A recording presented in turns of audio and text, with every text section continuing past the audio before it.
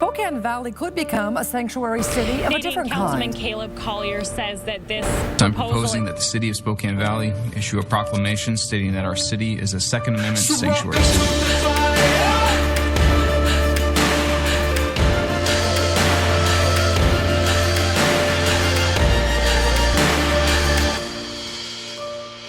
Welcome to the fire. Today on Church and State, the Crescent Invasion with Alexander Duncan. Hello, Christian Patriots, and welcome to Church and State, where we drive morality and religion over tolerance and apathy. And I'm your host, Caleb Collier, once again, your favorite far-right shock jock, and the show that talks about politics and religion. Jesus Christ is our referee, so it's always nice and clean. Real quick, let's point you to the website, churchandstate.media. Fill out this form for us. Number one, get our newsletter. We're sending you the shows. I'm doing that now on the newsletter so that you're not missing out, and we can bypass censorship. But also, I call every single one of you who fills this out, so please do it. Also, check out our most recent episodes, continuing to have just amazing guests. That one's incredible. Woman who was given a death sentence with the cancer and sought out alternative treatments. And I want to bring this to the audience. This is kind of one of my pet projects. You don't have to go through chemo and radiation. In fact, I would recommend you don't. So check out that episode if you want to know more. Also, check out our featured guest page, continuing to expand. We just had Mike Adams on, the Health Ranger. So, hey, you're going to want to check out all these featured guests. Click the name. It'll take you right to the episode. Also, peruse through the great affiliates we have, and we've got some great companies here, companies that I shop with, that I support, that I know are patriots or Christians. One of those is our guest, Patriot Pouch. We'll talk about that a little bit later. But with all of them, use that promo code Church and State, and you'll oftentimes get a discount. But regardless, you'll be helping to support us. And speaking of support, hit the donate button for us. Look, ladies and gentlemen, this is so critical. We are brought to you by you. If you like the show, if you like the content, if you like the fact that we're on NRBTV and Prepper Broadcasting Network and Your News and Faith and Freedom Television, there's so many great networks. And as I tell you, we're expanding into syndication, national syndication through AM/FM radio. Obviously, that takes a lot of money. We need your help to continue to do so. Lastly, if you want to get a hold of us, Church and State 1776 at proton.me. With that, let's go ahead and bring on our guest, a reoccurring guest. We've got Alexander Duncan. He's a Texan. I'm sure he's probably how he wants to be introduced first, as a Texan. Also married, obviously. That's probably the most important. And a Christian.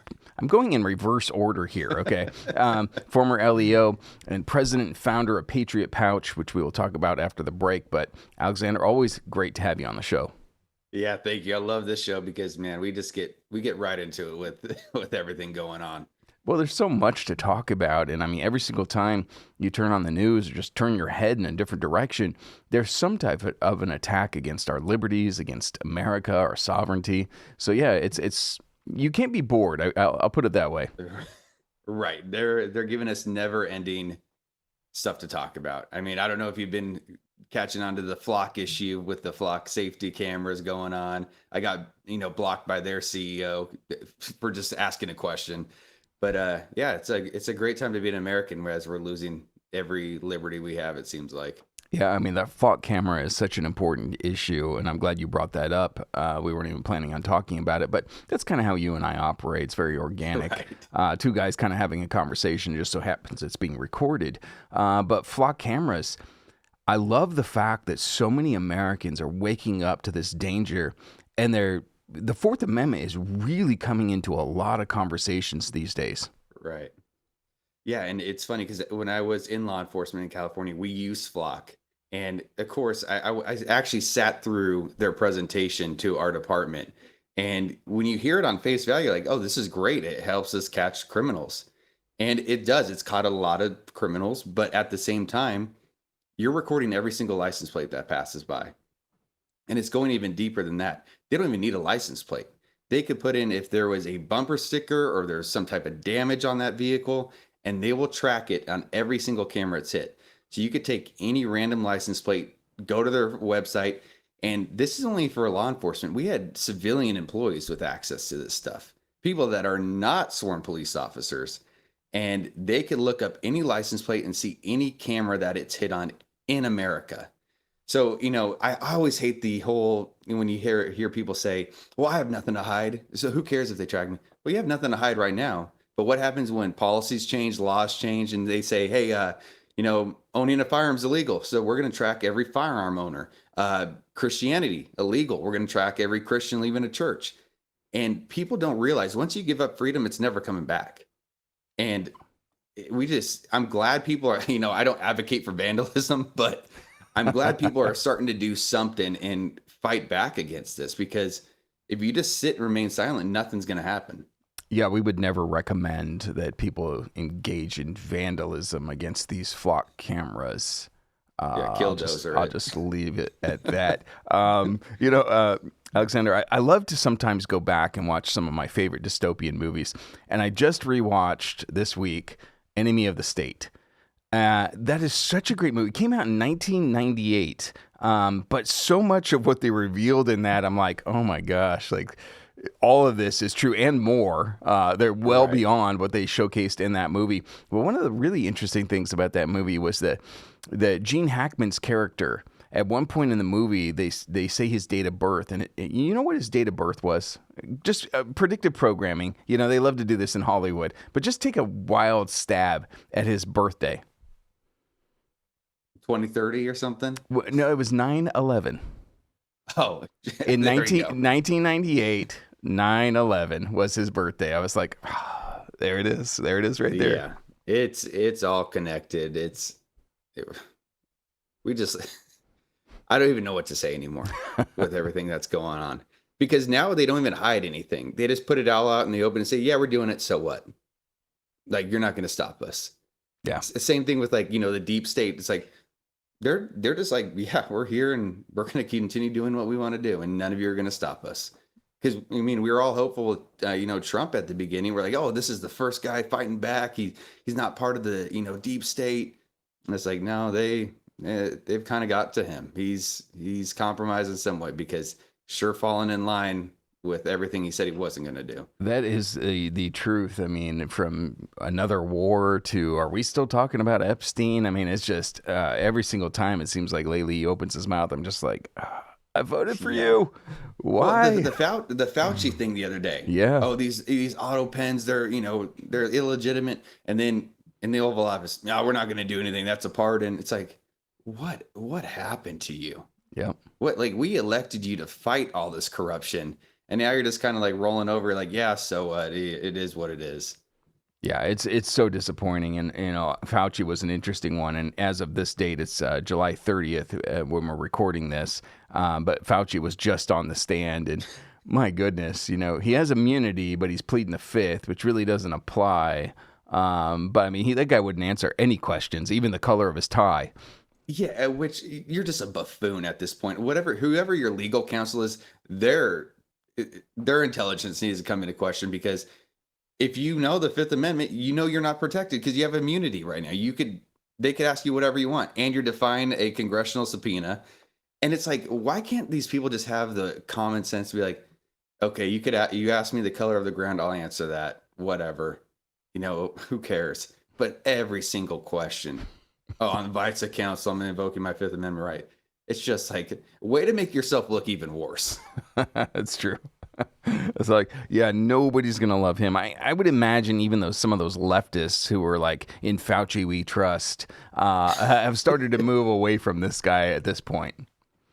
Yeah, I don't know how anybody could support this guy anymore. Even just the stuff these senators are reading off from his personal emails and everything, like, dang, this guy is some real piece of garbage. That's true, but you know what? I was in the grocery store last night in Spokane, Washington, which was not exactly, it's not exactly this hotbed of liberalism. It's not Seattle, I'll put it that way. But 2 employees working at this grocery store were in masks. Oh, you still see it? You can't fix stupid. It's true. I'm sure it's a little bit better in Texas. Yeah, but you still see them, and we're getting invaded left and right by these liberals from all over the place. So it's not much better right now. Yeah, you definitely have your areas of issues in Texas. Austin obviously is probably one of the most liberal. Houston's real bad too, though. And also within Texas, you guys have a different sort of invasion that is going on, and that's really the bulk of what we want to talk about in today's episode. But you guys are being invaded by Islam. Yeah, the fastest growing state for new mosques. Isn't that something? And I mean, we were talking about John Guindolo, a good friend of ours, and you ask all these subject matter experts, they're like, yeah, it's out in the open. Texas is their number one target because they're smart. And I always say this when I go speak on Islam, I go, they're very smart, they're very calculated, very deliberate with what they do. And they know if they could come into Texas and take it over, I mean, America falls with it. If you take a conservative stronghold like Texas, it's done. And what we've seen, I mean, just even transpire over the last 11 years in Texas under Governor Abbott's so-called leadership, it's been like 100% increase in mosques. And it's crazy. And for people to sit back and think, oh, this is okay. It's, freedom of religion. Like, we need to get back to the original intent of what the First Amendment was about. It was not about opening it up to every single false god to bring over here. It was, hey, we want Christians to practice their denomination freely. We don't want to have a state-imposed church. That's what it was. And now just this suicidal empathy, we've opened up the floodgates. Hey, come on in. And I always tell people, Islam is an enemy of America. It's an enemy of the world. If you read their teachings and read their Quran, it's very clear what their objective is. They want a worldwide caliphate that rules the world by Sharia. And that's the only time there's peace under Islam. So it's like they're clearly an enemy of the United States because they oppose our Constitution, our values, everything. But we're just welcoming in. And these mosques are just forward operating bases for jihad, essentially. So it's like I always tell people, would you be okay with allowing Russia to come in and build a military base? China? Oh, no. Well, that's exactly what we're doing with Islam. We're allowing them to just set up essentially military bases all across our country. You're absolutely right. And I love that you bring in the Founding Fathers and the First Amendment into this. And I would recommend to anybody who has questions about this to read some of the documents from our Founding Fathers, specifically Thomas Jefferson, because he had a lot to say about Islam. And in fact, as a Marine, that's really in our DNA there. The shores of Tripoli, we went in there and we took out the Barbary pirates. But it is, when we look at the foundation of this country, the First Amendment, it was about allowing people to practice their religion. And when I say religion, it was really the Protestant religion. I mean, they even had some issues with Catholics early on in this country. But when you look at the foundation of the Republic, the laws that were established, a Christian can operate within our country very easily. But when you look at Islam and how they put an emphasis of Sharia law above our Constitution, the two don't mix. They're oil and water. Right.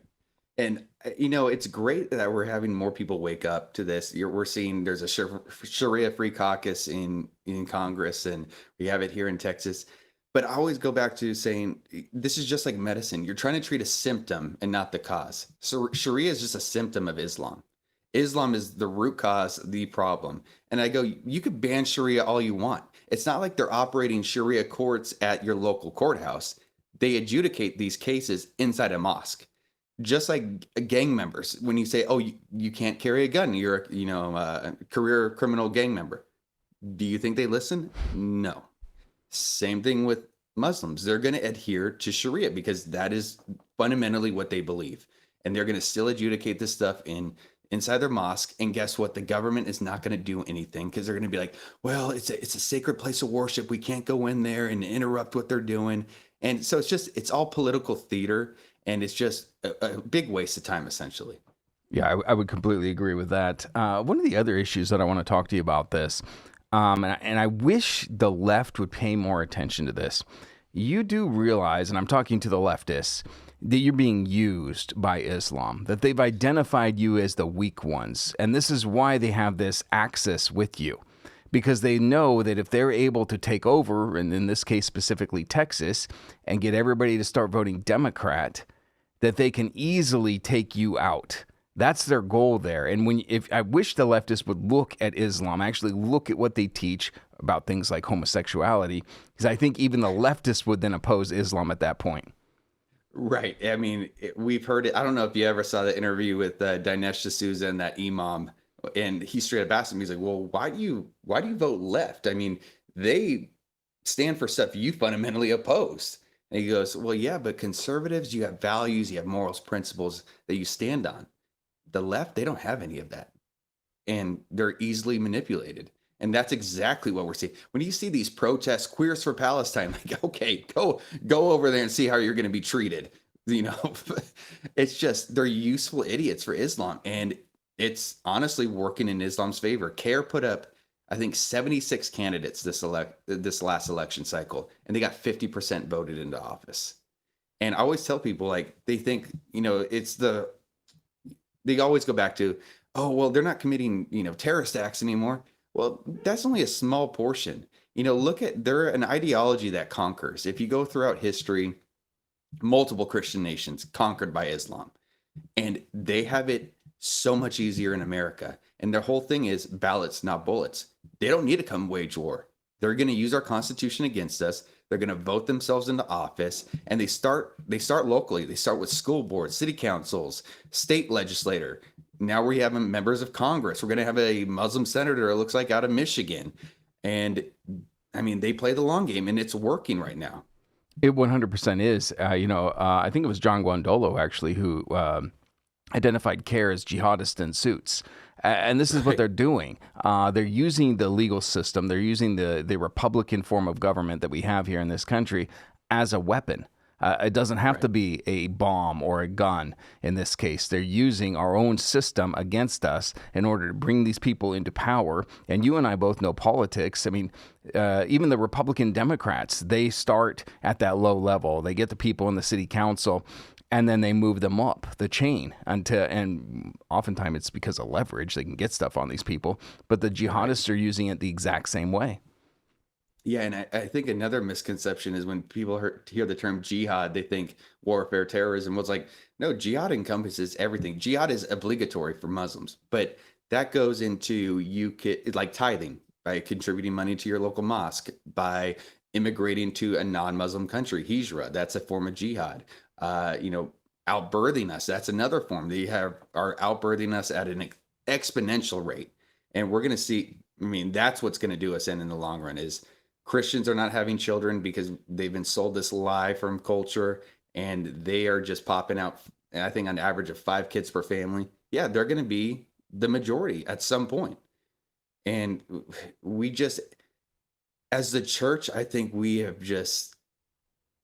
our own biggest enemy. We want to, cry about culture all the time. It's like, well, we haven't influenced culture at all. We've sat back and let the left just run over us instead of going out there in the public square and saying, no, we are not standing for this. We are a Christian nation. We're going to get back to the values and morals and principles that built this country, because there is objective truth. And that's what we need from our elected officials. You can't vote someone into office from the top down and think that's going to solve all your problems. No, we need to start going out and influencing people that are in our everyday, sphere, and getting those people into office who could start trying to do something.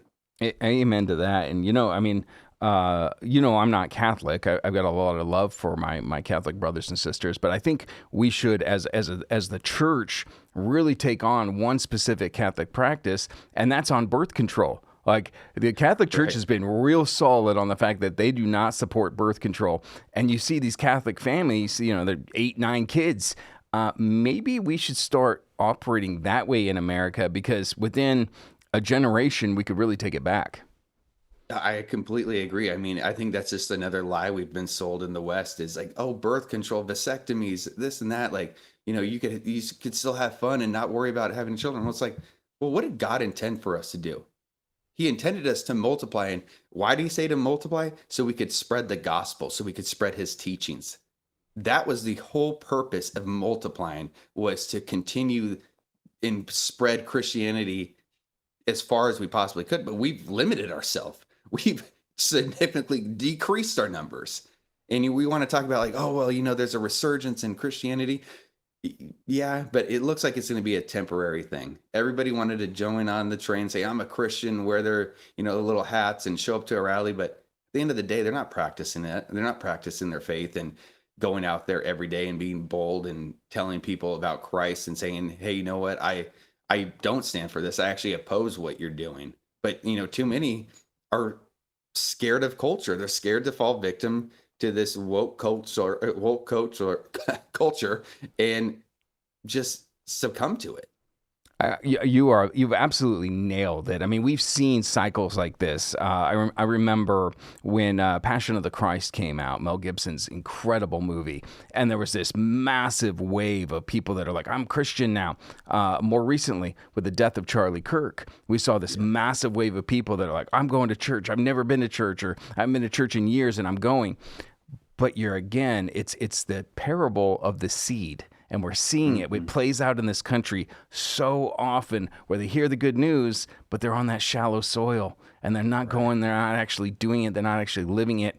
And they're not living in a way that I know you do, and I certainly do, of I don't care what happens to me on this earth. Like, I know the end result. I know where I'm going. And because of that, I don't fear what you're going to do to this mortal body.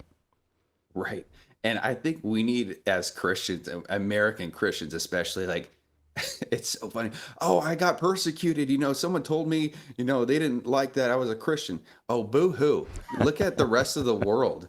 There's real persecution going on. Look at Nigeria. Christians are being slaughtered and killed for being a Christian. That's persecution. So for, us as Americans to sit back, oh, my job told me I couldn't talk about it. Who cares? It's a job at the end of the day. It's not your life. We need to get back. We need to get back to being bold and courageous. I mean, the whole Bible is about people that were bold to the point of, I'm going to die for this. I'm going to die because I know this to be the truth. You're giving me this humorous thought in my head of, this American Christian dies and goes to heaven, and they're like, hey God, I'm ready for my crown because I was persecuted because I got in Facebook jail and I didn't go to Starbucks anymore, and you got these Nigerians who literally lost their head, and God's handing out crowns to them, and he's looking at the American Christian like, what? Yeah, exactly. There's that Christian comedian, I can't think of his name, but he kind of talks about that. He's like, you get to heaven and he's like, oh, how'd you die? And you're like, COVID. And he's like, then you look like across the ropes and it's all the people that have been killed, for standing for Christ. It's like, yeah, there's got to be a little difference there. There has to be some boldness. And, specifically when we're looking at other religions, and, I think Islam's probably the easiest ones for Christians to look at because of their violence. But regardless, whether you're talking to, a Tibetan monk or a Hare Krishna, they don't really come out and play all that often anymore, but they used to. You got to be bold and stand for what you know is the ultimate truth. And science, the Bible, history, it all backs us up. We got to be bold when talking to these people, and that's something that you're doing throughout Texas. Yeah, and that's the sad thing is I don't know where the Western church has just become so weak. I mean, I got to give it to Islam. The one thing I do respect about them is they're devout to their belief. We're not. I mean, we want to like nitpick everything in the Bible and say, well, is this a heaven or hell issue? This is just indifference. It's like, why can't we get back to the preaching and go, no, it may not be a heaven or hell issue, but where does it lead you? Why aren't we, talking about practicing holiness and saying, yeah, we're not supposed to be part of this world, but we want to do everything possible to say, well, how can I keep one foot in the world while still being, identified as a Christian? And it's so weak. And it's no wonder that Islam and even other false religions look at us like, you consider yourself a religion? You're saying that you have this Messiah that died for you and this is how you live? This is how you practice your faith? And it is. It's sad. It truly is. I think we talked about this the last time we were talking about kind of some of the issues with the church the last time I had you on. But yeah, these fickle milquetoast pastors who do a TED Talk basically with a little sprinkle of scripture in there, just a little bit, and nothing too controversial. Yes. We don't want to throw in Romans 1 or something like that. Of course not. But that's really the bulk of the churches in America these days. Right. And there's just no reverence. I mean, you look at these non-denominational churches like we talked about last time, they're walking up in t-shirts and ripped jeans and thinking they're cool. I don't know what the end game is with that. It's like, what are you trying to attract? You are conforming to the world. You are literally conforming to the world in every aspect of your church. from the way you dress, the music you play, the lighting. I mean, why you walk into a church now? Where's the light? God is light, and you're walking into a dark room, a theater, to see a performance now. Yeah, church should not be entertaining. I would completely agree with that. Like, I don't go to church to be entertained. I don't need to see this rock band on the stage. I don't need to see the fog machines and the pastor come out and just be like, look how cool I am. I'm one of you guys. I'm wearing flip-flops. Look at this. This is fun, right? I'm going to tell you a whole bunch of stories about myself. I'm going to make you laugh. And at the end, I'm going to make you feel kind of good. Yeah, it just enrages me. Like, I could go on for hours because and the sad thing is these pastors they're held to a higher standard. The Bible tells us that. And what they're doing, it's despicable. I would completely agree. I want to ask you something else that's interesting within Texas, and it's we're going to go a little bit away from Islam here. But one of the other things that I've been watching with Governor Abbott, who I'm no fan of either, even though I don't live there, but there's been some certain areas that have started to pass into law, no-hide law. What are your thoughts on that? I haven't really dived deep into that, so I can't really speak to it, but Texas is kind of losing its way right now. And there needs to be some big changes. Yeah, I would completely agree once again. It's so funny to me that this state, in the Marine Corps, about half of the Marine Corps is made up of Texans. And there's a reason for that. Not just because they're such a large state, but because Texans have always had this mentality of, I'm going to serve. I love my country. Right. I love God. And I'm going to go and serve it. And the politicians in Texas just make me want to choke somebody. I won't do it. Don't worry, ladies and gentlemen. But, Abbott, we've already brought him up. Ted Cruz, that guy's such a farce. That guy's not a Republican. He's not a conservative. No, and that's the thing. You look at these people we elect, and you're like, you have conversations with these people. Are like, who elected you? Like, you're not charismatic at all. You have no charisma. You look like a slob, but for some reason people are willing to just pour millions of dollars into you, and you keep getting reelected. But I was on a show a couple weeks ago, and I was talking about we need to get back to voting in people that have worked for a living. Blue collar workers, first responders, military, people that have served this country in some capacity and go, hey, what I'm seeing is not working. I'm going to run because for the right reason.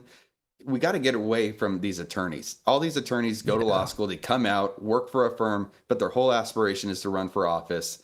And they go in and they sit there free till they basically die, raking in millions of dollars and do nothing. Some of them don't even, after death, they can still, Mitch McConnell's still weekend at Bernie's over there. We've run out of time for the main show, but I want to tell everybody we're going to do another 15 minutes as we always do. Hey, this is Caleb Collier with Church and State. I'm here to tell you about Hunter's Blend Coffee. I got to tell you, I absolutely love this stuff. I'm all about the dark roast. Hunter's Blend Coffee, black powder. Doesn't that just sound like deliciousness and rebellion? I got to tell you, in America, we don't drink tea. No, we drink coffee. It's the food of the gods, and I endorse and support Hunter's Blend Coffee. Gotta tell you, it tastes like freedom. So I need you to go over to churchandstate.media, scroll to Hunter's Blend Coffee, and use the promo code Church and State to help support us. And when you go to huntersblendcoffee.com, not only will you be getting a great cup of coffee, but you also, if you use the promo code Church and State, be supporting Church and State and our dogged pursuit of truth. And we're back, and thank you for staying with us. You're over at churchandstate.media, and we're going to go right back to our guest. Actually, we're going to go really quickly to our guest, and I'm going to do this out of order, Chris. I apologize. But first, I'm going to remind you to hit the donate button and keep us alive, keep us having conversations like this. They're important. They matter. So please do hit that donate button for us. Chris is showing it to you right there. But also, and Chris, if you can bring on our guest again, let's talk about one of our great affiliates. And one of our great affiliates is Patriot Pouch. That's right there. And so we're going to bring on Alexander again. We're going to talk a little bit about Patriot Pouch. This is some good stuff. And in fact, my brother just tried this product. He's in the communist states of California that they don't allow the shipment of flavored nicotine. And but he was able to try yours, and he really, really enjoyed it. But please tell us a little bit more about Patriot Pouch. Yeah, so we're technically considered a nicotine alternative. And I know when you hear alternative, it used to turn me off too, because we think about, the coffee grinds or the mint leaves, and that's not what you want. You want to have that nicotine-like feel and experience, that nicotine buzz. Well, this product gives you that. You get a smooth, clean, relaxing buzz. But unlike nicotine, it's not going to spike your heart rate, your blood pressure, because it's non-vasoconstrictive. So you're getting all the benefits of nicotine without the downsides. And people have, we've gotten great reviews so far. It's helped a lot of people get off vapes, smoking, their traditional dip, and even nicotine pouches, because we know, like, I was a huge nicotine pouch user, and my blood pressure was, sky high and not good for my age. And I switched to these, and I was like, wow, this is a game changer. The taste is great. It lasts a lot longer than any other pouch you could get. The pouch is softer, so it's not messing up your gums. But it's a great alternative. I encourage you, do not hear alternative and get turned off by this. Give it a try. And I know a lot of people, once they try it, they don't go back. Yeah, I've tried this product and I like it. The Nixidine, right, is what it is? Yes, sir. Nixidine. Nixidine, sorry. Okay, Nixidine is what it is. And it's hitting the same nicotine receptors, because that's what I think a lot of people don't understand is God actually made us with nicotine receptors in our brain. It kind of makes you wonder, like, why did God do that? He doesn't make mistakes in his design. So why did he do that? It's a really interesting question to ask. So this is hitting the same nicotine receptors in your brain. So you're still getting that hit there, but it is a clean one. You've got 4 great flavors, and I don't know if you're going to expand on that one, but 4 really, really good flavors. Like I said, my brother just tried it. He loved it. And what's really interesting, I don't know if you can share too much on this, but we're talking a little bit off camera here. Some of the really blue states have become really tyrannical with nicotine. And you're able to bypass that because you're not a nicotine product. Correct. So as of right now, per the FDA, we do not fall under the nicotine guidelines. So we can operate in all 50 states. We will ship to California, even though they want to try to claim nicotine analogs fall under it. We believe in freedom here at Patriot Pouch. So we are going to ship to all 50 states. So place your order, because we are one of the only companies that stand for freedom and won't adhere to any of these commie flavor bans. So I encourage you, get yours today at patriotpouchusa.com. I like it. Yeah. So please go do that. And when you do, use the promo code Church and State. So let them know that you heard about them through us, and get yourself a product. And what I tell people too is, the science is out there. And nicotine does have some health benefits. And so if you want to try it, you're interested in it, what could this do for me? Give it a 30-day try. And I'm sure you can attest to this. I'm sure you have clients that they're not a daily user. Maybe they're studying for something, or they're working a late shift and they just need that pick-me-up. I'm sure you have clients that are doing it like that. Yeah, tons of them. And, I can't make health claims, but I'll say from personal experience is I don't nearly use as many pouches of Patriot Pouch as I do when I was using nicotine pouches. The dependency is just not there. And my wife, even the other day, she's like, oh, I want you to quit for 2 weeks just to see if you feel or experience anything. I was like, done. Didn't even cross my mind. I wasn't like, oh, I need a pouch. So that dependency is not there with these. Like when I used to go off nicotine, I'd be like, oh, I'm a little tired. I want another nicotine pouch, popping them every 20 minutes. I don't need it with these. So one, you're saving money because you're not using nearly as many throughout the day. Yeah, but I'm sure you were like, baby, I got to use my own product. Yeah, well, it was a good test case. There you go. Okay. All right. So once again, check it out, ladies and gentlemen. PatriotPouchUSA.com. Use that promo code Church and State. All right. When we hit that break, I had made kind of a joke about some of these politicians, you can even die and still be in office. And I pointed to Mitch McConnell. And if you wanted to comment on that, I wanted to open it up to you.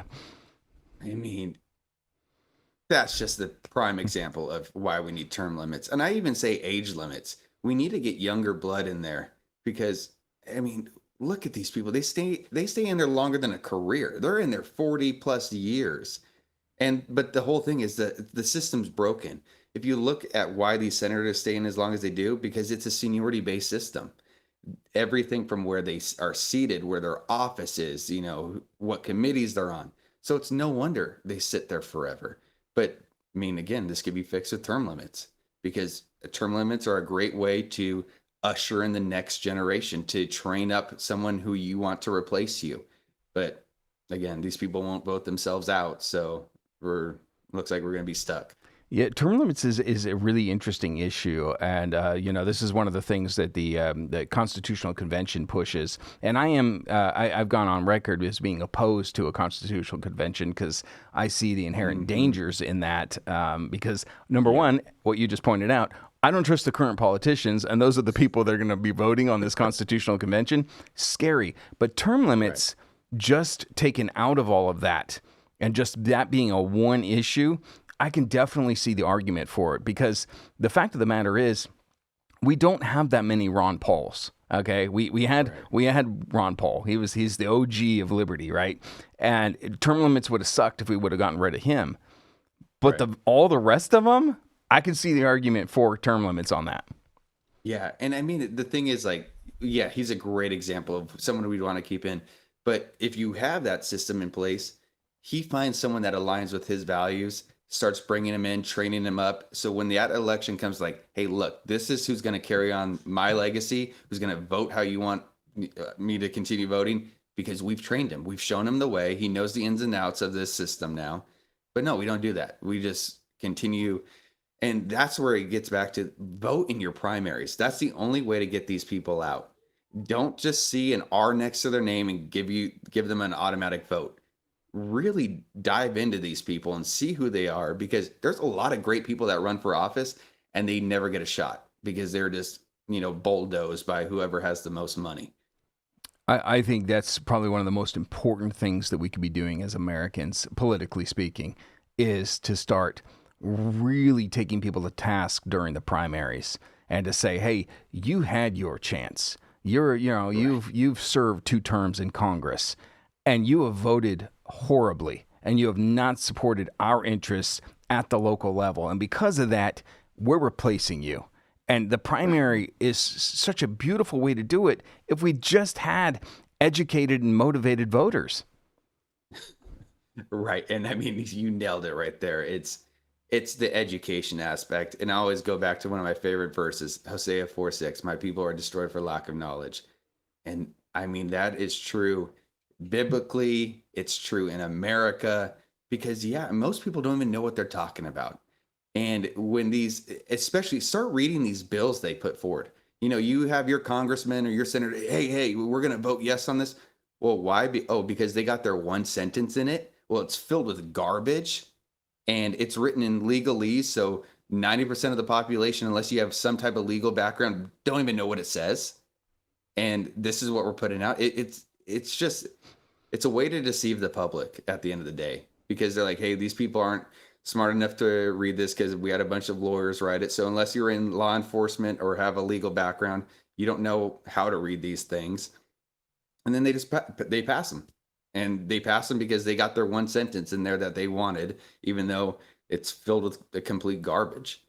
I almost wish, and this is going to kind of sound strange, but I think you'll understand where I'm going with this. I almost wish every politician, their political races were all nonpartisan, because then it would require that the people who actually wanted to vote did the homework, and the people that were just going to be lackadaisical and don't care aren't going to vote because they're not going to put in the work. Right. That's actually a great idea. There we go. I mean, this just a state of politics right now. It's sad because, I mean, go back, 60 years ago, Democrats and Republicans, they had the same end goal. They wanted the best for America, the best for Americans. They had different ways of getting there, but at the end of the day, they had the American people in mind.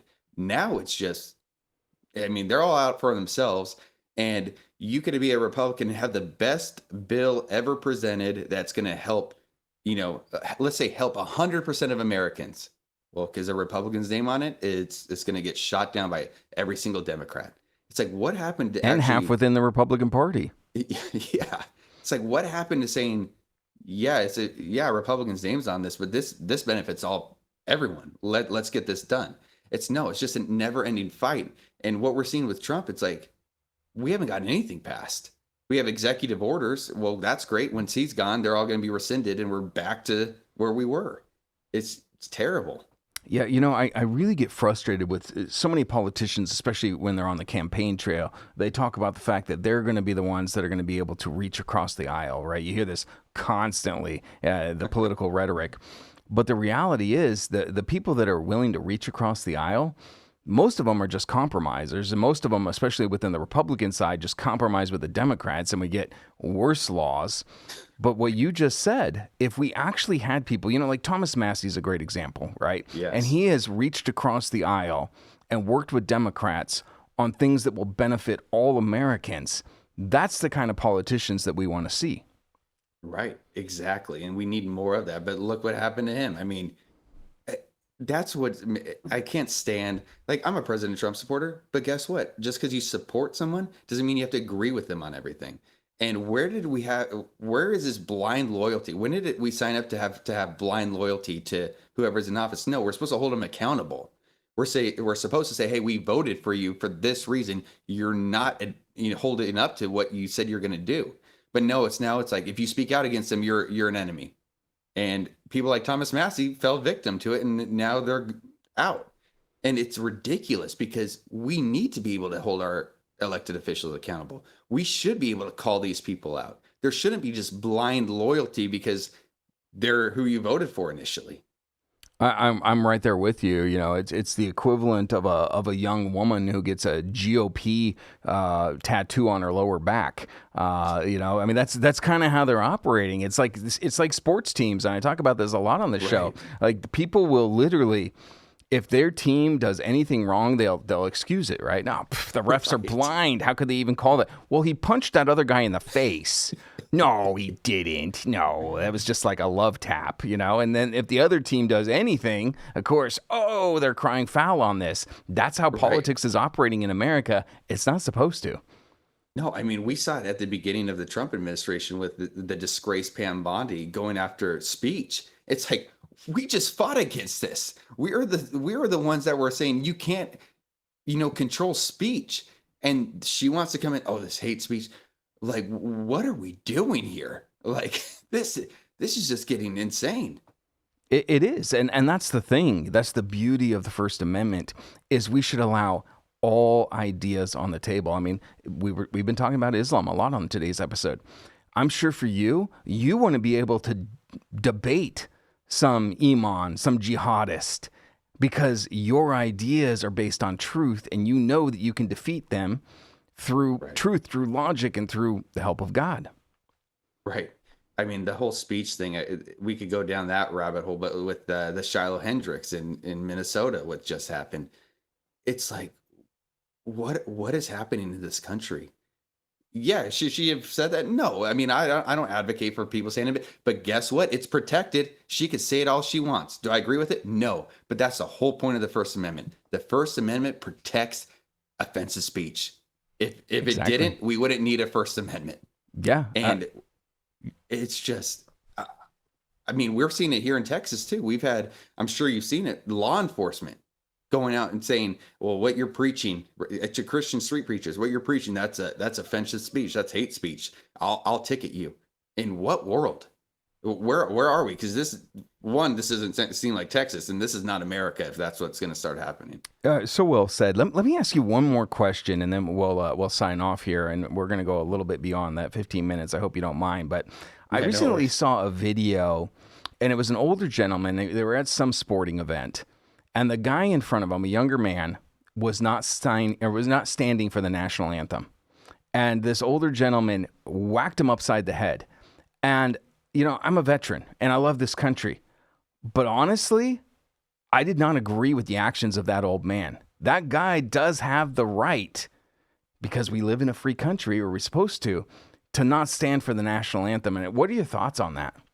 Yeah, I mean, it gets back to, if you truly respect the Constitution and what our freedoms entail, it's like, yeah, people have the right to do that. It was like the whole thing when, it became popular to take the knee in the NFL.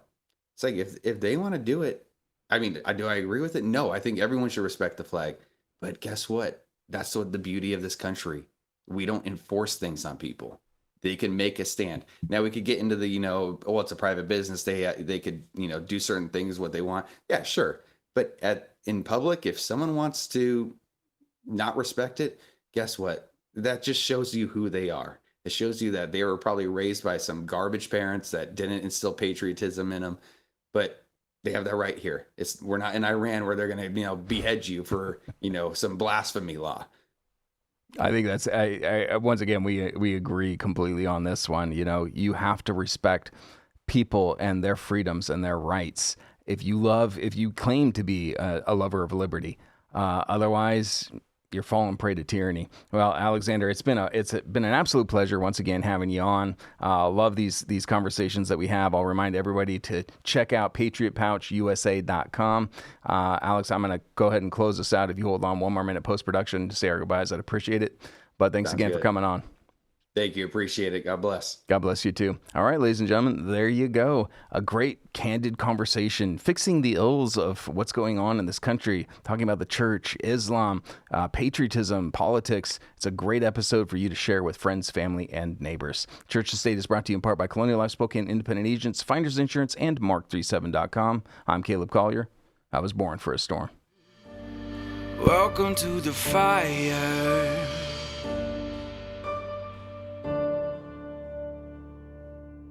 This is Caleb Collier with Church and State. Are you tired of your device spying on you?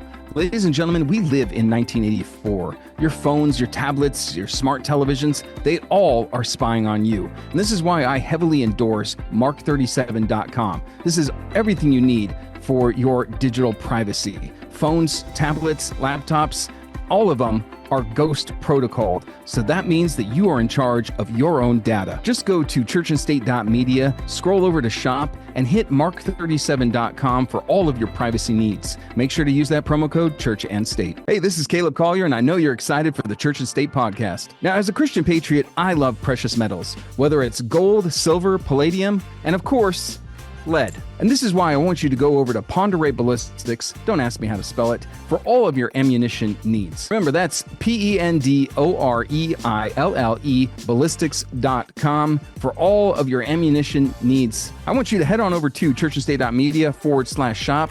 Go to Ponderay Ballistics and have a shooting good time. Ladies and gentlemen, I want all of you to be a walking billboard. Some of us don't have platforms such as Church and State, but you know what? We can wear t-shirts and engage in great conversations with Christians and patriots all across the country. Stand Up Now Apparel is the best t-shirts out there. These are American made, owned by a Christian and a patriot, and the material, it's like getting a warm hug from yours truly. One of the better things as well is there's no tags. I hate tags. I know you do as well. I don't know how many times I've cut off a tag and ended up with a hole in my shirt. You never have to worry about that with Stand Up Now Apparel. These are the best shirts out there with the greatest messages. Let me give you a few examples. There's a t-shirt out there that says armed with Ephesians 6 on it. I gotta tell you, when I wear this in town, I get a lot of comments and a lot of eyebrow raises. There's other shirts that include pure blood in Hebrew, obviously in reference to the vaccines, and also you can get Church and State merch there as well. We've got our flagship shirt, I Was Born for a Storm, with Church and State right on it. You got to order this shirt.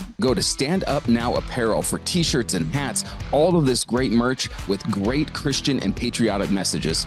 Remember to use that promo code Church and State.